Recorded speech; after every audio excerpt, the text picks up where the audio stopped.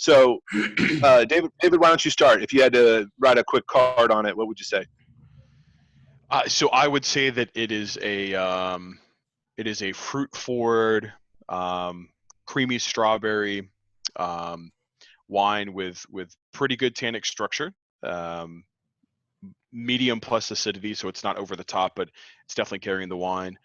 Um, I think those are probably the biggest markers for me. I really haven't gotten much else besides strawberry is the fruit, good acid, and and a good like tannic backbone.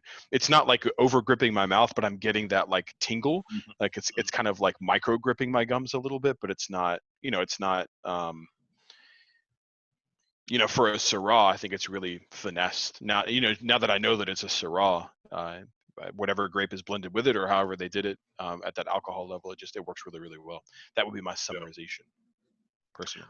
Yeah. So for me, I'll do more. David hit the good terminology. So I'll focus on the fact that of all the Portuguese bottles, this is by far the most fruit forward and pleasing. Yet it does have good structure.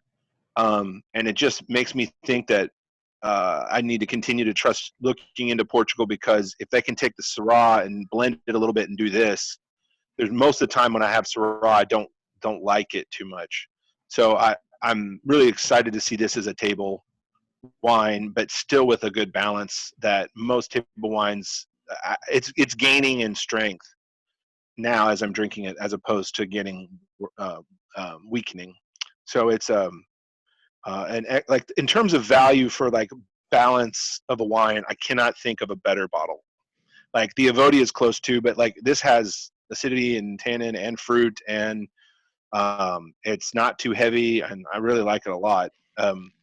It's not great in any one thing, but the balance on it's really impressive, which I'm just gonna trust that that's Portugal, but maybe there's some funny business in the winery. I have no idea, but it's fooling me. So that's my call on it. I second that. It's fooling me as well. Yeah. Were that the case? Paul, you got a call on it? Yeah, I do. And I think for me, I mean, kind of like you said with David hitting the nail on a lot of the notes, you covered even more. And the first thing that I smelled was the strawberry as well. Like as soon as I put my nose in there, it is to me well balanced as well. David, you had mentioned earlier about how you can kind of feel it kind of gripping your gums a little bit, but it's not enough that it really is. That's a really good description, because that's exactly what it is. It's like, it's not a lot, but it's just kind of there. But it's to me, really well balanced. To me, it seems like this is the kind of wine that truthfully I could be having like some guest over, and it will probably appeal to most people, is what my take would be. Yeah. Good call. Yeah. Now, while we're recording, do we want to say the name of the wine and the grapes and all that? So that's recorded as well, or can we just label the name of the wine? Yeah, well, and I think that would be awesome. But I'll put something in the front too, like a title screen that'll have the info that about this. Okay. I'll take a picture of it. But I think still, if you want to talk anything about it, that would be Yeah. So Confidencial Reserva red wine, 2015. Definitely pitched to Americans because they don't have any of the complicated Portuguese on the label. Mostly Syrah with spell it again, David, the secondary grape. I am on it. It is looking it up now. The secondary grape is TRINCADEIRA,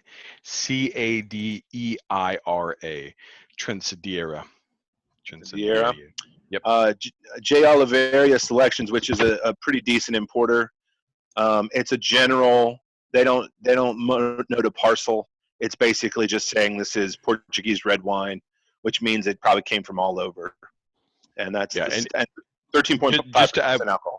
And one thing to add in the facts I'm reading here, it is specifically as far as the regional style, it's Southern Portugal red. It's Southern. Okay, that's good to know. Yeah.